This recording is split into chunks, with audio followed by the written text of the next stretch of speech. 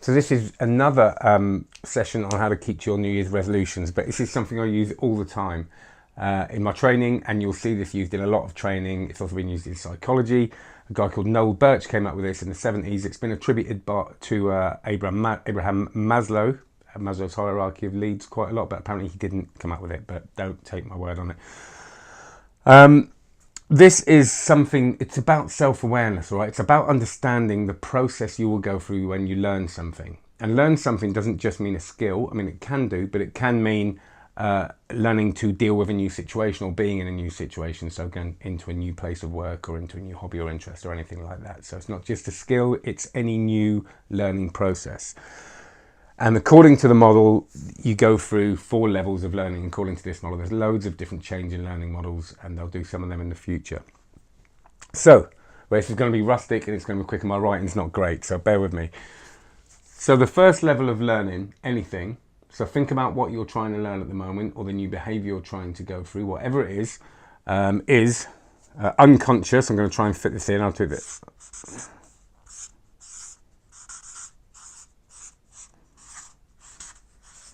Unconscious incompetence.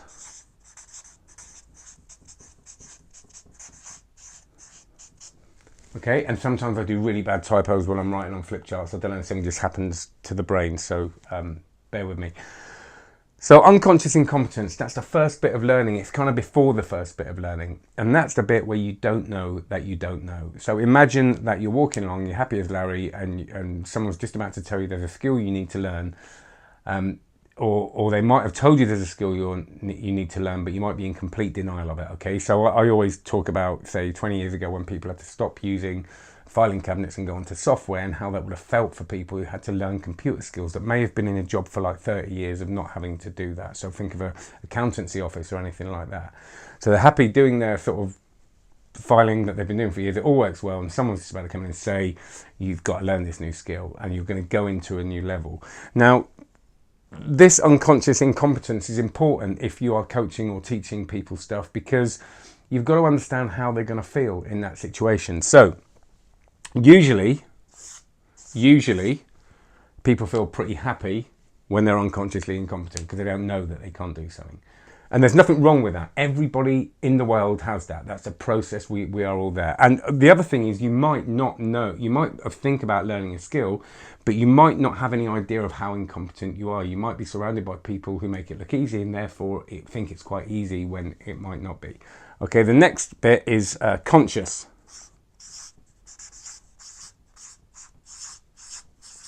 incompetence. And that is the big bit. That's where you realise that there's something that you're not that great at, and it will usually be because you just haven't done it before. All right, so you're happy as Larry. All of a sudden, the person says, you know, you've got to learn to use Microsoft Excel, and they've never touched a computer before. All of a sudden, they're going to feel sometimes, usually, a bit like that. Okay, a bit like, hang on a minute, I'm not happy about this, and they might kick up a bit of a stink. They might internally start struggling with things, start feeling very insecure, start feeling vulnerable, as you will if you do certain things. By the way, I was going to go to a salsa class yesterday, and I was thinking about this. And the vlog I did yesterday was about the fear I had, and we went, and it wasn't on, and it's on next week, and I can't do next week, so that's 2 weeks. Okay, I've got to wait 2 weeks.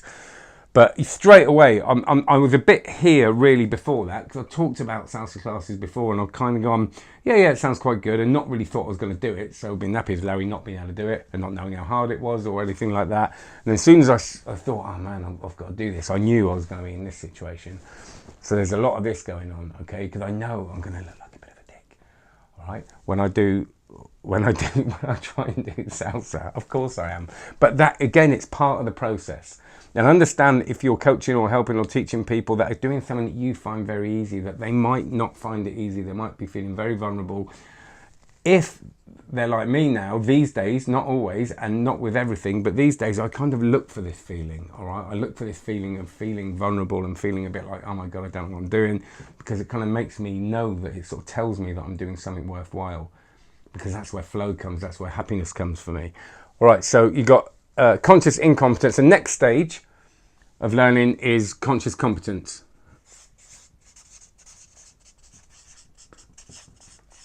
And that's really, I can't do this face, all right, so I'm going to try. It's kind of like a concentrate-y, not happy, not sad, just kind of trying hard. It's quite a good place to be for some people, quite frustrating for some people. But this is really, you're conscious of what you're doing. You know how to do it, but you're still having to concentrate. You're still having to ask for support. You still have to check the manual every now and then, or go online for the odd hint and tip. And it can be a really cool place, this, because you can feel that feedback coming in. You can feel it starting to happen. But some people get really frustrated because it can go on and on and on and feel like you're never going to quite get comfortable with it. Okay, think about driving a car with these different stages as well. And the next bit is unconscious competence, where you've got it nailed and it's part of your behavior, right? And that's where you really don't have to think about it. So when I vanish a pen like that, I don't have to really think about each individual move, but when I went through it, I had to break down all the moves and kind of know what I was doing. You'll never guess how it's done. So, excuse me. So, these are the 4 stages of learning. And why is that important? Right, it's important, like I said, because to be forearmed is to be forewarned, or to be forewarned, I can never get it the right way around. But if you know how you're going to feel at the different stages, you can fight it. Because the big thing is here, when people go from here to here, when they go to from conscious incompetence, not knowing what they're doing, the journey to here, to knowing what you're doing, can require a lot of support, a lot of effort. And if you're doing it on your own, try and find that support in the way of inspiration, finding stories of people that have actually done what you want to do. And this is where coaching and all that kind of stuff can be really helpful. Okay, it's not an easy place to go. When you're here, you tend to be on your way, but it can also be frustrating here. So there's a lot of support, you're going to need, and this is a drop-off point, okay? The drop-off point can be here when you go from being happy to going, oh my God, I can't do that. But if it's something you really, really, really want to learn, the thing that's going to get you from here to here is pretty much desire. It's really, really saying to yourself, no, I really want to do this. It's important to me, and I don't care what it means to anybody else. This is going to be hard work, and you need that desire and attitude and mindset and headspace and all that to get through it, and support if required. And when you get here, you're there and you can do it. Now, it doesn't mean that when you get here, that is the end of it. And that's why this is called a learning cycle. Because the problem is, when people get here, they think that's it. They get all comfortable and they can get a bit complacent. And sometimes the world can move on and they can be sitting there thinking they can do what they do very well, but actually the software's been updated, people are doing new things. It happened with things like HMV, when, they were very good at what they did. They got unconsciously competent about it.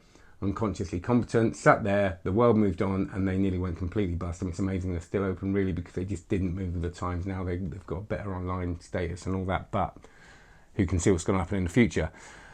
So it's not that it's, and then from here, you want to go back to here and keep learning and progressing and staying up with it. And what that does really is it just ensures that you just stay happy, because that constant challenge really is what makes us tick as human beings, I believe. I think we need that little bit of challenge. If you look at all the flow theory, we need that challenge to make us feel like we're kind of developing and growing, and that is kind of what makes us happy, I think. And it's a lack of this, I think, that make people sort of get a bit stagnated and down. So there it is. There's a learning cycle. Noel Birch, I believe, like I said, that was. I hope I haven't got that wrong. And there's loads you can do with this. There's loads more detail, but I don't want to sort of bombard you with it and go on for ages. This is 9.5 minutes already of me banging on with the flip chart. So have a great one. Comments, please. And please do share it. Look on the YouTube page. I get like 20 views on YouTube at the moment, which is fine, because it's the Facebook thing mostly, but it would be lovely to, because it's just like a feedback thing. It's like having a conversation. Sometimes it's so nice to hear that people, I know that people are watching it because of the numbers, but it'd be lovely to hear what people are saying. So if you could subscribe and like on YouTube, that'd be lovely. Have a great day. Cheers.